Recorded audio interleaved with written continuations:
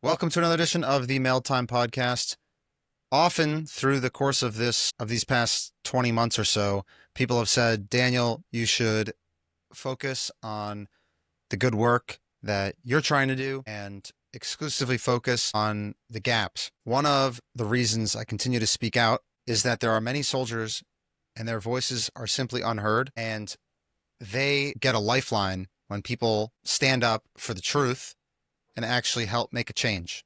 There's a lot of very, very brave people out there that don't have their voice heard, and there's many, many donors who want to help these people who are simply unaware of the extent of the needs and of the problems. Following one of our recent videos, a very brave soldier reached out on an online platform and essentially said that he finally felt heard, and I invited him on this program so we could have a discussion.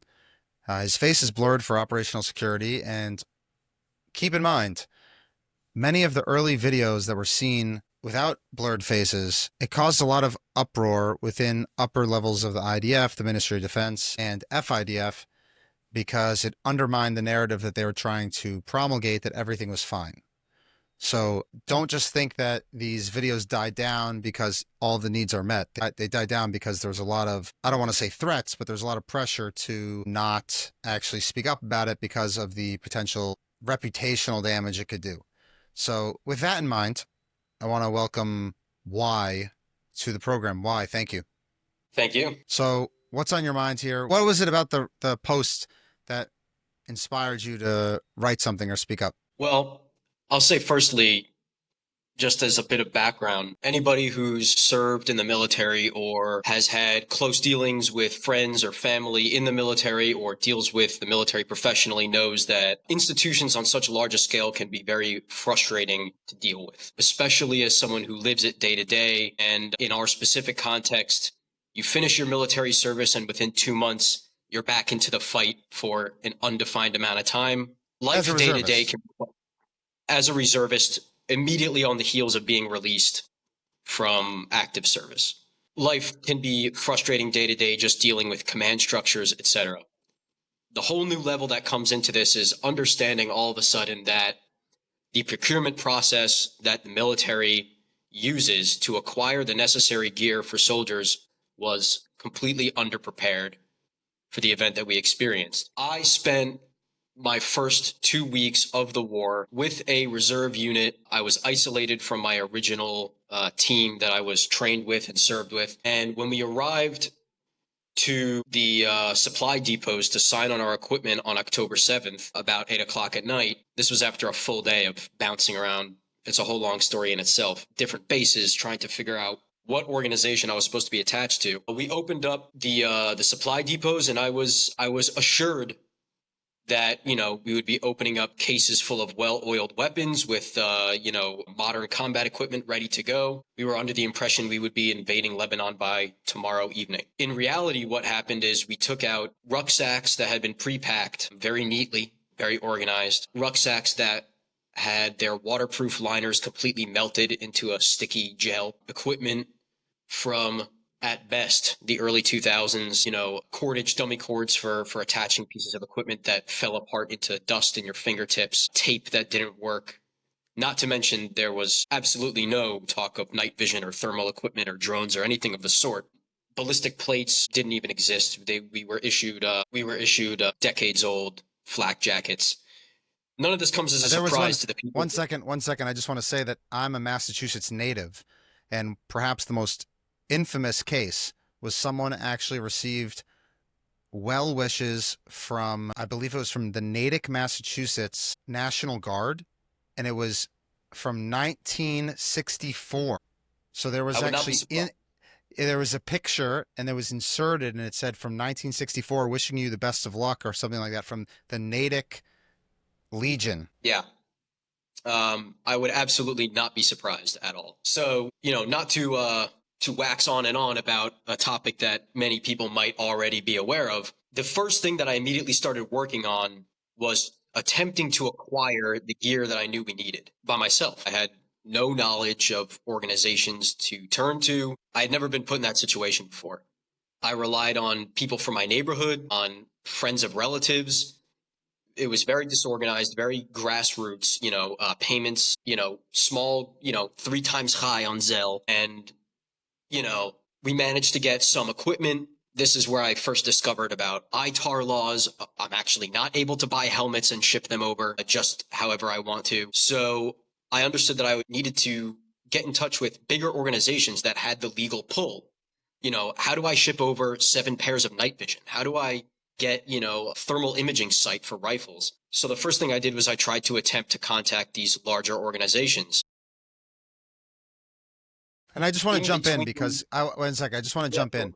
This is the very fundamental criticism that I and many others have had with FIDF. I don't know if that's where you're going, but I just want to be very clear. It's not even a criticism of what FIDF does or does not do. It's what the marketing was. Because what happened was there was a coordinated effort, and there's so many soldiers that I have spoken to in the course of working with, I think cumulatively it's going to be well over 40,000 soldiers in various capacity over the last 19 months or so. The main issue that I originally had with FIDF was simply that they were inserting themselves into the equipment discussion by putting out statements that were clearly demonstrably false, by saying that everyone has everything they need. Don't worry, this is noise. As I just had Shabbos Kestenbaum on the podcast, and I read what JFNA, Jewish Federation North America, put out. They said soldiers are essentially all set, and if you want to help people with real needs, help people in the South, and if you do want to help soldiers, but they don't miss any equipment, but if you want to help them, then give to FIDF. That was the problem. The problem was just that the marketing was not accurate. So I just want to be very clear, because there's a lot of people who get spin from them and think that, oh, well, we can't do this, we can't do that. I'm not even going into that. I'm just saying stop misleading people. And you see the impact it had, because people wanted to help, and you're getting 3 times high, where I know of people that give $500,000. They thought they're helping the war effort, and they're helping perhaps college scholarships. College scholarships are nice. That has nothing to do with the fact that you were completely under-equipped and unable to help on the front lines in Israel. Yeah. So what I would say specifically in terms of that example, when we get to the topic of FIDF and false advertising, the first people I turn to try to see, can they supply big ticket items, expensive pieces of 21st century equipment? And all I see everywhere is exactly what you were talking about. We are with the soldiers on the front lines. We are supplying thousands and thousands of dollars of whatever. I was like, these are the people that can get it done. Come to realize the people that are actually supplying the equipment that is needed on the ground were all small time single actors that were grassroots fundraising. And I was on an operation base. It's one of these large staging grounds later on in the war, after about a month or two, down in the south on the border of Gaza, in Hebrew Shetach Kinus. And every single day in between operations, you're going in and out of Gaza, maybe you're in there for a week, maybe you're in there for 2 weeks, maybe you're in there for 3 days, who knows? You're coming out to take a shower, etc. The whole time you're kind of closing gaps in the equipment that you have, making do. It's a classic army technique, mopping the floor with a rake. And I would watch as trucks would drive into the base with well-meaning civilians unpacking piles and piles of cardboard boxes with the FIDF sticker on it, thousands of dollars worth of donated items, plastic bags full of, Hanes socks, toothbrushes, shaving razors. By the way, in the IDF, almost nobody shaves. And now it's not even a law on the books anymore. So that's just kind of a humorous aside. I saw so many shaving kits brought in. Nobody shaves, especially not during a war. And I would watch as the boxes, massive boxes full of stuff, looks like it's, thousands of dollars of Five Below items. Yeah. Okay. So I just want to take one step back. So, because the reception wasn't so great. Please take me back. You're saying the marketing, and they weren't so clear about it. So what did you see when you came out of Gaza for a couple of days in terms of the organization dropping off things for the supposed front lines? So, we come out of Gaza after, for me personally, it was my first series of operations. And we come out and we're at this, sort of staging ground, not quite R&R because no one's going home, but it's an area for people to rest and recover. And the donations, as had been coming since the beginning of the war every single day, well-meaning civilians, driving their own cars and trucks. They're bringing in these boxes slapped with the FIDF sticker, of course, boxes full of stuff, toothpaste tubes, shaving kits, Hanes socks, which isn't to say that soldiers don't need these kind of things. You can get trapped on base without a couple pairs of socks, but that's something that, a buddy of yours mom could bring easily. What I saw was an industrial level of, in my opinion, junk trucked into these bases on an almost daily basis, and for the most part thrown right into the dumpster. There was such a massive quantity of this stuff coming in. Guys would rifle through the cardboard box. They'd grab a pack of M's or a tube of toothpaste and chuck the whole box directly into the dumpsters outside of the camp. Piles and piles and piles of this stuff just gone to waste, which was frustrating for me to see because every time I saw one of those boxes get tossed into the dumpster, I saw dollar signs. There are people in America and the world over donating their hard-earned, well-intentioned dollars, believing that they're making a difference on the front lines, and the stuff is getting translated into essentially boxes full of, Five Below surprise boxes and then thrown into the dumpster. And can I just add, I want to add one thing. Go for it. Part of the other issue I have with FIDF spending after October 7th was the fact that on October 7th, let's not forget, there was roughly 1,200 people that were murdered that day. And if you only want to focus on the military families and the soldiers that were wounded, if you would have gone to a man or to a woman in the IDF and asked, would you rather an extra shaving kit, or should that money that would have been spent on your shaving kit go into a trust, a fund for the families of these injured people or the bereaved families, I believe you would have 100% of the people that would say, don't spend the money on this stuff, spend the money on the wounded, spend the money on the bereaved families. So it's not even just, right. So it's not even just that they didn't get the right things for the front lines. It's that if you're saying that you can't do that because of your relationship with the Ministry of Defense or because of ITAR regulations or because of whatever it might be, just don't spend the money on junk. Yeah. And the other thing, and I just said one more thing. The other thing is they would always say, oh, well, we go to a base and the soldier seems so happy and so appreciative. If a soldier was standing naked on the border of Gaza and an FIDF delegation showed up with a tray of sushi, do you know what that soldier would say? The soldier would say, thank you. They're not going to sit there and say, well, thanks for this, but you should actually have done that. That's just not how the interaction works, especially because you have a chain of command in the Army. So they're actually being misled because they think that having these conversations on a base where you have high-powered generals showing up with a caravan of rich Americans or foreigners, that's how it's perceived. And they're not asking for real feedback. You're asking for curated feedback. And it seems unappreciative if you would turn around and say, I know you just brought me a tray of sushi, but I don't have any clothing. So therefore, they're not going to say that. Yeah. Well, one of the things that I would like to touch on that sense is there's a few aspects to that whole dynamic of the support/donations ecosystem to the IDF. The first aspect of that is when you have people that are putting a lot of effort and a lot of funds into a certain cause, by definition, and this is not blaming anybody for anything, people are going to want a sense of gratitude in return. People may be very altruistic, but almost no one in this world gives freely without expecting any thanks whatsoever. So in my own personal experience, I managed to organize, through friends and through some other smaller organizations, some truly very generous donations. And they wanted in return, very reasonably, a short video acknowledging the generosity of the donors and just sort of a connection. People want to feel that connection with the soldiers. And that's all well and good. And I think that donors who donate their hard-earned dollars towards that, they deserve that connection and that acknowledgement.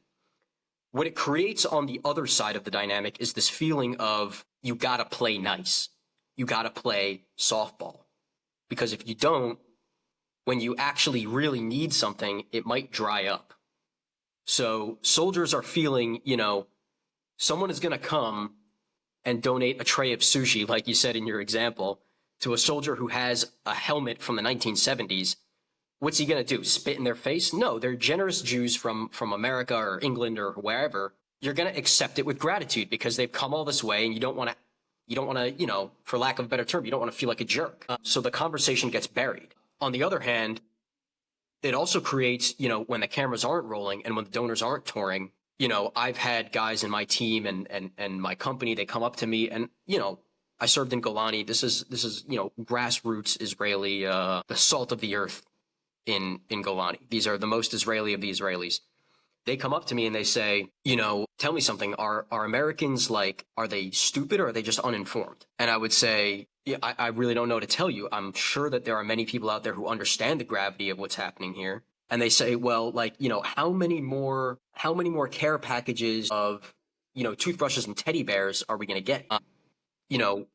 Every single day we're going out on operations with a lack of night vision, with a lack of whatever. It was, and that was an interesting dynamic for me to watch. Is it almost? I don't want to make it sound inflammatory, but there was almost a sort of polarization occurring between the reality on the ground in Israel amongst the people serving and the culture that it created versus the culture that existed around Israel support and the diasporic Zionist movement, where people truly believed that they were helping, and many people were helping, but the large organizations that were in charge of facilitating that support, donations were arriving in a flood and then getting to soldiers in a trickle.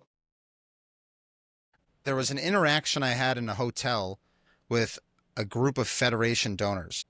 I'm not going to say from which Federation, but it was a Federation. They had been at the Kapinski in Tel Aviv, which is a hotel that 95% of Israelis can't afford. And then they went to the Citadel, again, luxury hotel. And I was sitting there actually in the lobby meeting with a couple soldiers, and we started talking to them about the needs, what's missing. And they just very clearly said, no, we spoke to a general and there's nothing going on. So I'm not, there's no way that this is true. And I'm sitting there saying the level of propaganda, because people assume that if someone walks in with very high ranks, that they're going to tell you exactly what's going on. They're going to tell you the truth. And there's no chance that there's any issue with people covering things up or making it seem better for whatever reason. It might be noble. It might just be that they don't want Israel to seem so vulnerable on the world stage.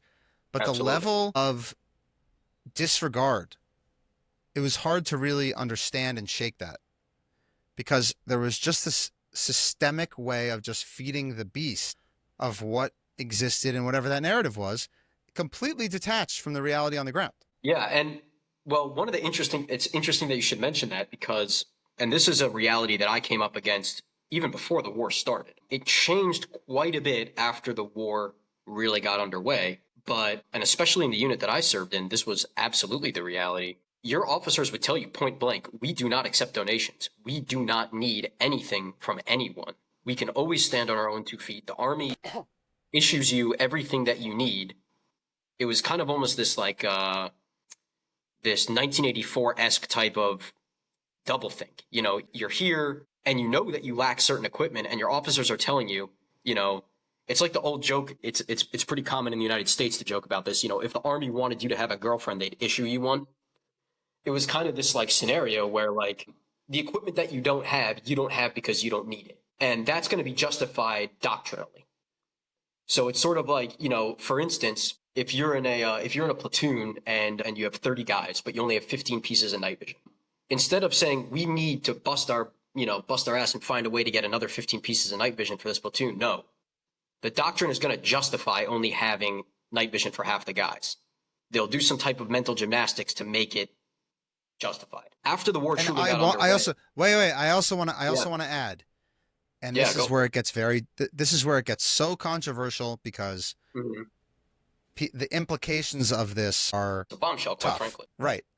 There are soldiers that got killed in part due to having substandard equipment. And when you start discussing that, the people that issued the substandard equipment and the people that promoted that might become liable if some of those families decided to open legal cases.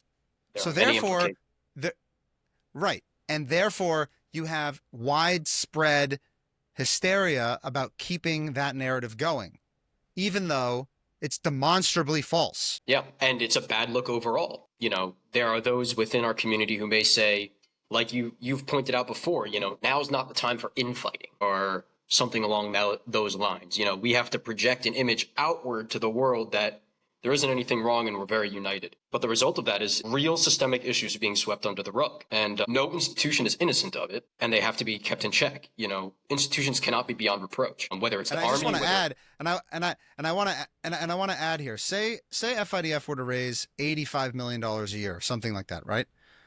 If you were to raise $85 million a year for 15 years, that's $1.27 billion. That's a lot of money. So indeed, it's not as if you should just sit there and if there's systemic issues going on, you just ignore them. And part of the issue when FIDF, Friends of the IDF, just aligns themselves directly with the Ministry of Defense and what the IDF is saying, there are actual issues with what the Ministry of Defense and what the IDF is saying. So therefore, the whole thing has to be examined. But then they'll try to say you are somehow anti-Israel or hurting the soldiers if you speak up about this systemic issue. So how long are you supposed to not speak up about the systemic issue? Right. Yeah, I mean, there seems to be, especially, and from someone who's lived military life, this is an absurdly obvious point to make, but not everybody is going to know about it. The upper echelons of an institution, whether that be command structure in the military or in the Ministry of Defense or in the government, many times criticism of any specific type of behavior is going to be taken as a blanket denunciation of the institution at large. So that's the accusation people are going to make. It's saying, you are saying that the Ministry of Defense, bent the truth about certain things happening, and therefore you are one of these, anti-war agitators. It couldn't be farther from the truth. How many days did you serve? Oh man, let me divvy it up. Is it over 400? Possibly. I just finished a 3-month deployment just now. It's probably nearing 400, if not more. Let me ask you this. I want to get a few questions here. How much money do you think that you and your unit raised since October 7th? Well, in the first 2 weeks of the war, I was with a different unit, and we managed, myself, members of my family, friends, community, we managed to raise around $20,000. And that was used mostly to buy combat uniforms and medical equipment. And then later on in the war, quite frankly, we didn't really have time to do much of our own fundraising. Later in the war, I managed to raise some funds for night vision. And night vision is expensive, so that came out to about also around $20,000 for enough pieces of night vision. When did you get an upgraded helmet? I was very lucky, and I happen to have owned a helmet previously, which, why? I don't want to incriminate myself, but sometimes pieces of equipment throughout service get liberated from certain areas. So I had a friend of mine who was leaving the army, and he gave it to me. So I had it. Meaning, but how did he get it? He had bought it, or it was basically that was given to him? It was given to him by an NCO of his. It had been passed down in his battalion a couple times because it was a high cut helmet, so it was like fancy.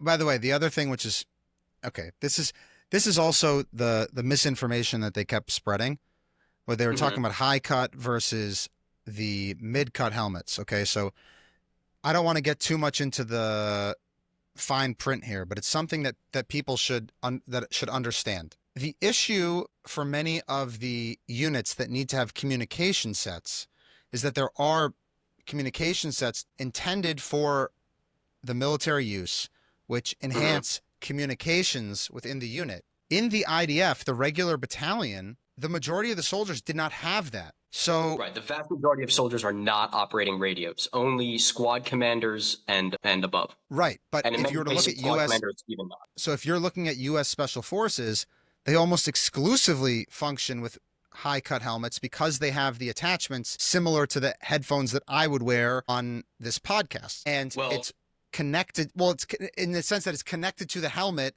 they're able to have some sort of communication. right. But what Well, they I'll did is they would specify say, yeah, on that go ahead. front. I'll specify on that front. So high cut helmets are optimized for, like you said, those headphones that can connect into radio systems, but generally, and more importantly, they're active hearing protection. So brands like 3M that make Peltors, Sordin, these are brands that make active hearing protection. The IDF, the vast majority of soldiers are issued simply earplugs that you just stuff into your ear, which is less optimal, but far, far cheaper, obviously. So what I'm saying though is that they Right. would use that designation from the Army that you can only have a mid-cut helmet as a way to say, oh, well, the donated helmets are high cut and therefore they're not safe. Right, which is ridiculous. It's made of the same. Correct. The same.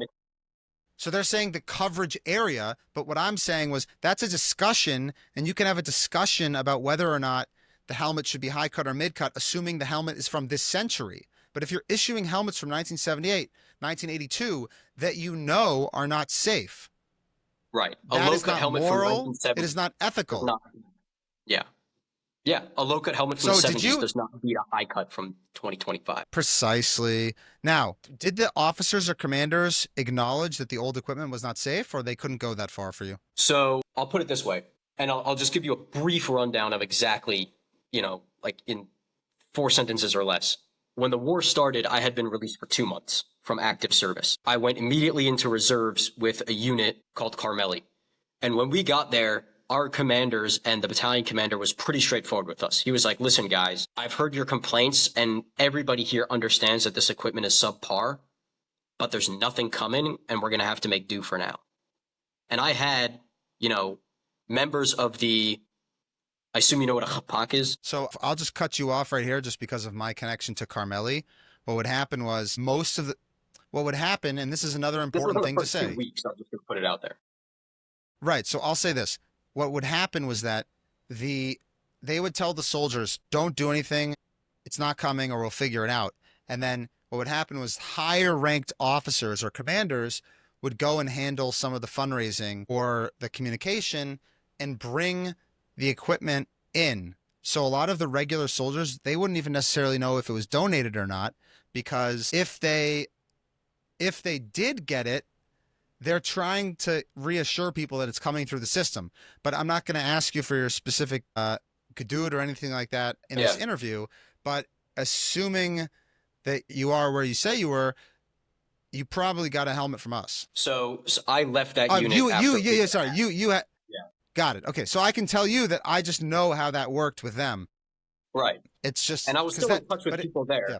And they, I was asking them continually about equipment because I tried to raise money for them. I was there for a week and a half, and during that time, I became very connected to the 7th that I was in. And most of the money that I raised for them ended up going into medical equipment, shoes, and combat shirts. But because that was what was available to bring. But like I said, our Menpei was pretty open with us. He was like, "Look, listen, we all know this equipment is subpar. We're going to have to make do, and hopefully the acquisition process will come through for us in time." That's kind of how they put it to us. But beyond that, I had members of his chapak, of like the Menpei's unit, coming to me and saying, "Hey man, do you have connections in America that can get us equipment?" It was obvious that this stuff was coming from donations. Because I spoke English, yeah. So anyone that spoke English essentially became a quartermaster because they assume that you're American, you know people. Yes, yeah. And you know that since you speak English, you can have a better interaction with the donors. Yeah, I mean, that's what it was. You had units that were not going through military channels.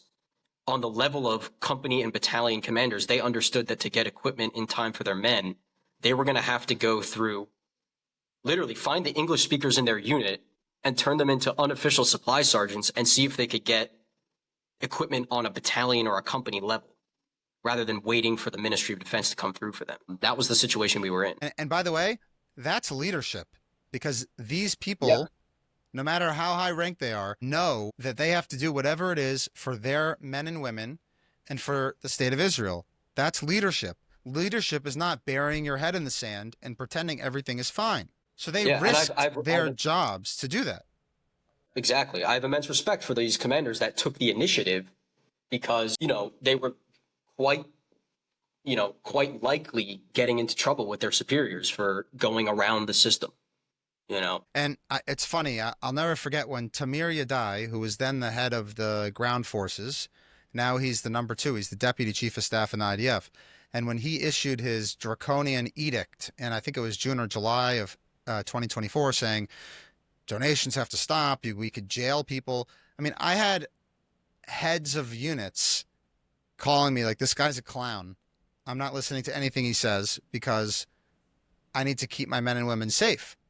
So they were issuing things that nobody would even follow because they were so crazy. Yeah, well, I mean, it's kind of it's the classic. It's sort of that classic almost catch-22 where the higher up the levels of power you go, where you expect things to be able to get done better. There's you have people in positions of power that are able to get things done. As the higher they climb on that ladder of power, the more removed they are from the reality on the ground, and their decisions start to be completely disconnected from any type of realistic scenario. So absolutely, I have a question for you here, which is Yeah, FIDF leadership. FIDF leadership donors will be listening to this. What's your message to them in terms of a takeaway from the war front lines? What's the reality? Well, first of all, the first thing I want to say, and this is to people, like you said, people that have been donating to FIDF. First of all, don't be discouraged. This isn't an attack on the people who donated. The people who have been working hard and donating money and want to support, that is one of the most important things possible. That being said, the people who have put their, blood, sweat, and tears and their cash into this cause, you can't fall victim to sunken cost fallacy. You can't double down on the propaganda, so to speak. The false advertisement and the mismanagement going on in FIDF, in my opinion, has been laid bare, and it's kind of just the ball is in your court. The donors, the people in the diaspora, to pick up the other side of this rope and realize that, the comfortable, feeling you get from donating to this large institution, this establishment in the cause, you have to very well research who you're going through. And not everybody has ready access to that information. But, everybody knows, when you make an investment, you research that investment. But something, I'll say this. A lot of the response, a lot of the ability to research what's going on here is clouded, because if you were to go to a base with FIDF, you're going to get a very different picture than the reality. You walk in, you see FIDF on the base. That's not to say it's not important to have a nice base. But right. Absolutely. That's it's going to impact if people are asked the truth about what's actually going on. I would say the simplest simplest soldier solution can actually speak. Yeah. The simplest solution to that is, well, first of all, tune into the Daniel Mile podcast and listen to people who have been there and working in it. But the second one is, any city that you go to, let's take the United States, for example, any city that you go to that has a Jewish community of any size is going to have people in the community that served or are serving somewhere. New York, LA, Miami, wherever you go. If you are someone who wants to make contributions to the cause and you want to make sure that your hard-earned dollars are making it to the front and being put into the hands of soldiers in a tangible, useful manner, all it takes is to get in touch,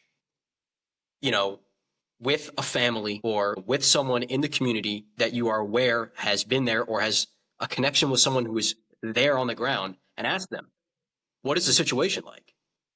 Can you put me in touch with a unit and a supply sergeant and his WhatsApp number of guys who need equipment?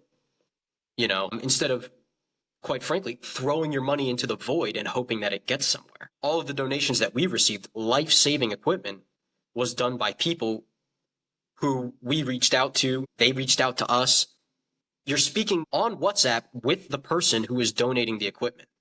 There's no middleman. There's no finder's fee. There's no self-aggrandizing popularity tour that costs, however many thousands of dollars. There's no $2 million fundraising gala.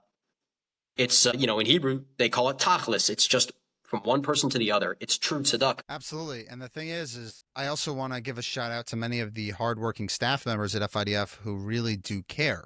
So they're out there with their chapters really trying to raise money for the soldiers, and they want to help, and they want to help Israel.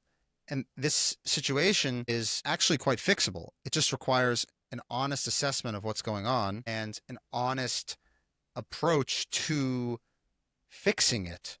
And also realizing that the cause itself is admirable. I wrote this morning, there's no reason why an organization that's offering a nice trip for bereaved families and their orphans, siblings of deceased soldiers, there's no reason why that organization has to pretend to be on the front lines with every single thing that the soldiers are doing. That doesn't make any sense. You can just say that you're doing something very noble, which is providing a trip for those very deserving individuals. So they create this excessive false reality, which is just an own goal. There's no need to do that. Right. But there's no need to do it. Right. They're already doing nice things for 60% or whatever it might be of the money. Why do you have to pretend that you're doing something that you're not? The true story is always better than the fiction. And the true story is very noble. If you're helping people with a college scholarship, or you're helping people from low socioeconomic backgrounds that need help, that is a righteous, nice thing to do. Why do you have to embellish it? Yeah, and I'll add to that in terms of, like, when you bring up scholarships, organizations like FIDF or the Jewish Federation or any of these other innumerable organizations, many of the soldiers that people have been wanting to support over the past 2 years, these are people that either came back to reserves or were released from the military right into reserves and been fighting on and off for 2 years, making not that much money, from the government paycheck, and they want to go study in the interim, or they're finishing up, close to 400 days of reserve duty, like, myself and many other people I know, they want to go study. That's where that comes into play. I mean, these are people that have, put everything out there. I know many, many friends who, have done, I got one friend who spent 4 months at home total since October 2nd. And these are people who need that kind of support. They want to start their lives. And some of these people are going to need a kickstart in that sense. And if you're talking about the Jewish Federation or FIDF and handing out scholarships to soldiers and stuff, that is one of the most admirable things, one of the most useful, quite frankly, things. It's an investment in our future. I have a question about PTSD. Where are people going for PTSD treatments and stuff like that? Are you seeing where are people looking for PTSD assistance, and who has been the organization that's helping the most in this case? Well, so there's a couple different things. First of all, PTSD treatment in Israel, I would say, is probably a lot less centralized than you would think it is. And the government has been, especially for people who served the requisite amount of days during the war and whatever, you can apply for like reimbursement from any number of organizations that are authorized by the government. So for instance, you could go to a therapist's office and go to therapy for, however many sessions, and you can apply for reimbursement for the therapy, or you could go to a surf camp, and that counts too from the government's perspective for PTSD treatment, which is actually, I think, a refreshing and unorthodox way of looking at it. But that being said, it's FIDF is saying that they're building a center, that every soldier coming out of war or something along those lines is going for their pre-screening. Have you found that to be the case? This is the first time I'm hearing about it. I never heard about that.